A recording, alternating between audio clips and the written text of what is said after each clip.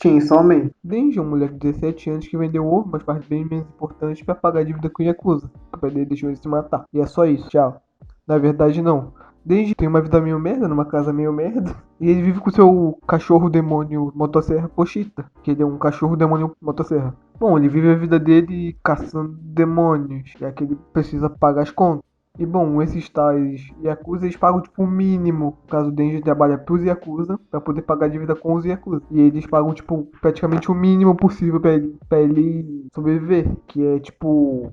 No caso eles pagam tecnicamente bem, só que eles tiram quase tudo do que eles vão pagar pra ele pra poder pagar a dívida. Então tipo sobra, sei lá, uma fatia de pão pra eles comerem na semana ou no dia, depende. Bom, o Denji chega na casa dele pra poder comer a fatia de pão que ele tem e depois ele vai deitar pra dormir.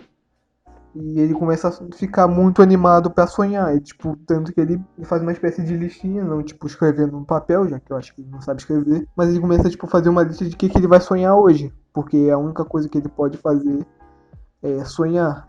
E ele tá, tipo, se preparando pra dormir quando o Yakuza velho chama na porta dele. Falando que ele tem um trabalho essa noite.